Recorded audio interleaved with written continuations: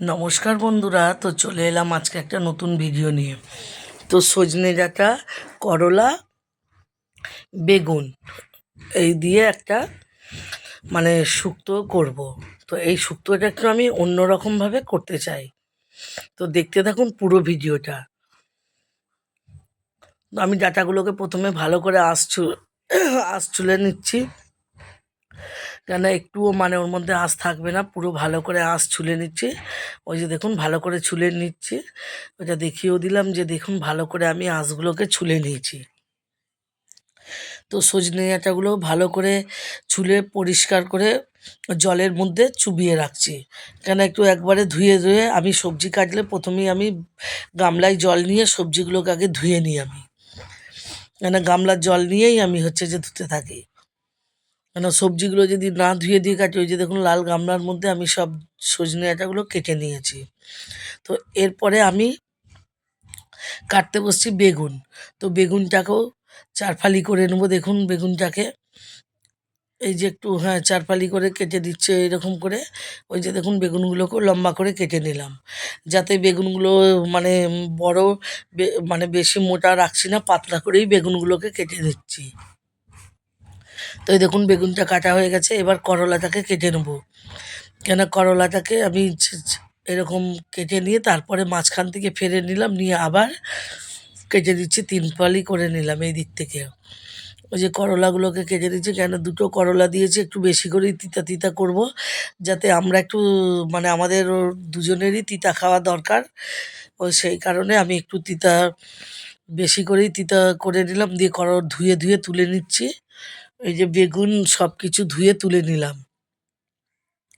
তো এইগুলোকে ভালো করে ধুয়ে তুলে নিচ্ছি। করলাগুলোকে ওইখানে একটু নিচে রেখেছিলাম, কেননা তখন বাটিটা নিয়ে আসা হয়নি বলে, সেই কারণে দিয়ে করলাগুলোকেও আবার ভালো করে ধুয়ে নিচ্ছে। আর আমার মেয়ে বারবার যাচ্ছে আর আসছে, যাচ্ছে আর আসছে।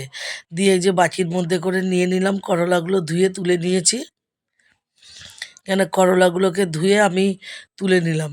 এই যে করলাগুলো দেখো ভালো করে কাটা হয়ে গেছে, ভালো করে ধুয়ে নিয়েছি করলাগুলো। সব সবজি যদি ভালো করে না ধুয়ে হয় না, তো দিয়ে আলু কেটে নিচ্ছি। এই যে দেখুন এই আলুগুলো খোসা ছাড়িয়ে দিচ্ছি, ভালো করে আলু ছাড়িয়ে দিচ্ছি। তো আলুর খোসাগুলোকে আগে ভালো করে ছাড়িয়ে নিলাম। এইগুলো সে নতুন আলুই, কিন্তু এগুলো অনেক দিনের না, সেই জন্য এখন আলুর তো খোসা মোটা হয়ে যাবেই। দিয়ে এই যে আলুগুলোকে কেটে নিচ্ছি। দেখুন এই যে আলুগুলোকেও এইভাবে কেটে নিলাম আমি। এইগুলো শুক্তোর মধ্যেই দিলাম, শুক্তোতেই দিচ্ছি আলু। এই যে দিয়ে এই গামলার মধ্যে রেখে দিলাম আলুটা। তো আলুটাকে কাটা হয়ে গেছে, আলুটাকেও আমি ধুয়ে তুলে নিলাম। এই যে সবজিগুলো দেখে নিন, পুরো কেটে নিয়েছি, ভালো করে পরিষ্কার করে ধুয়ে নিয়েছি। দিয়ে এই যে আবার আলুগুলো, এই আলুটাকে একটু গোল সরু সরু করে কাটবো। মেয়ে বলে, মা আমাকে একটু আলু কেটে দাও। তো মেয়ের আলুগুলোকেও এর সাথে একবারে কেটে আলাদা জায়গায় দিয়ে দিলাম। মেয়ে আলুর তরকারি করবে বলছে, তো ও মুড়ি খাবে দুটি, ওই জন্য আলুর তরকারি করছে। তো আলুগুলোকে আমি সরু সরু করে কেটে দিলাম, দিতে ও নিজেই আলুর তরকারিটা করে নিচ্ছে। কেন দুটো আলু দিয়ে করছি, ও বললো কি কেটে দাও মা, তুমি একটু নিবে। তো আমি বললাম আমার জন্য অল্প একটুখানি আলু রাখ, বেশি রাখতে হবে না, কেন আমি বেশি আলু খাবো না।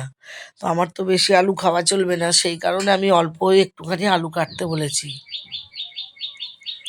গোল গোল করে আলুগুলোকে আমি কেটে নিলাম, লম্বা লম্বা করে। এই যে আলুগুলোকে সরু সরু করে কেটে নিয়েছি।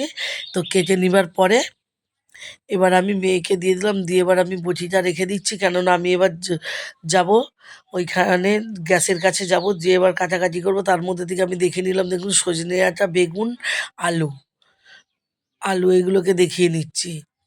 তার মধ্যে করলাগুলোও নিয়ে নিয়েছি, করলাগুলোও কেটে নিলাম। এবার শুক্তো যে করব, শুক্তোর রেসিপিটা দেখাবো চলুন। তো শুক্তোর এটা পরে দেখাচ্ছি।